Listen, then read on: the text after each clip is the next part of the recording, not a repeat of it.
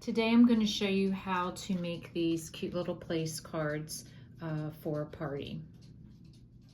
So to get started, I went to Michael's and I bought place cards, and I purposely bought the place cards that had the gold trim. I also got cardstock craft paper, and they had larger packs, but the small size is perfect for this. You'll need some twine and some ribbon, and I really liked this ribbon that has the lace and then the fabric over it. And to do 100 place cards, you would need 2 rolls of ribbon. Mine were 5 yards each, and I had some left over from the second roll of ribbon. I also am going to use puffy fabric paint. You'll need scissors, and I'm doing 2 hole punches. I'm sorry, not doing 2, I'm just doing one hole punch for the flower. So the first thing you want to do to get started is I cut out my rectangle from one of the place cards, and this is going to be my stencil for making the craft paper rectangle that's going to fit over this. So I cut that out, and then what I did was I decided how many were going to fit onto one piece of cardstock. So to make this go quicker, I did 4, and then I made myself a stencil with the 4, and then that way it makes it quicker to cut them out. So you're just going to trace your pencil along here, and then you'll have a block of 4. And then all I did was take my individual one and just drew the line and drew the line, so that then you have a block of 4. And so I would just sit there and do like a whole bunch of the larger blocks, and then I'd sit here and do a whole bunch of these, and then just work your way down to cutting them all out. So once you have them all cut out, this is what you'll end up with, is a whole bunch of rectangles. So the next step is to take your lace ribbon and some tacky glue, and all you're going to do is just take your tacky glue and run your tacky glue across the top of the paper like so. You don't need too much. And then all I do is take my ribbon, place my ribbon down over it, match it up to the end, and I'm doing my ribbon across the top because you're going to want to leave room for the name. And once you've glued it down, then I cut it. I don't pre-cut them. I found that this is an easier way of doing it.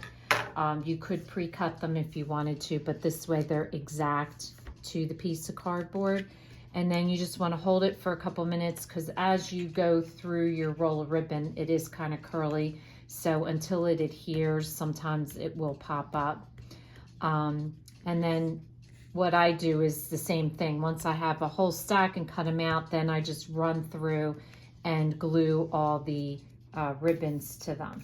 Now with the cardstock, you are going to have extra paper left over, and anytime I have extra paper left over, I usually save it, because you never know when you might need a scrap piece of paper. And in this case, what I did was I took all the scrap leftover paper and I punched flowers out of my paper punch, and then I'm going to use them as my decoration, so that way you never have any wasted paper. So once you have all your ribbons glued down to your cardstock paper, I then punched all my flowers out, and I just put them on a tray, and I used my puffy paint and just put a little dot in the center for the center of the flowers. And I just did like a whole tray at one time. So when you're doing like 100 cards, I always find it works faster if you do everything of one type of thing at the same time. And then all you want to do is take a little bit of your tacky glue, and you're going to glue that to the square. And then I used my tacky glue again, and I'm just going to And the nice thing about having this is it gives you exactly where you need to place your glue. So you know you're going to place your glue in the middle of that rectangle, and then you're just going to place your fabric or your craft paper right over it, and that also gives it a nice easy way to center your paper. And I like using both because it makes it pop, and the white lace coordinates nice with the white paper in the background and the white dot. So that's your one style. Then your other style is just a piece of twine, and I found this twine in the dollar store. It's just the white and the brown together. You could just use brown if you want. And the quickest way to make bows like this is to do 2 rabbit ears and then just tie them in a knot. And I usually don't cut them ahead of time. I just make them as I go. I feel like you use less twine that way. And then you're just going to cut it off. And if you have to trim off this side a little bit.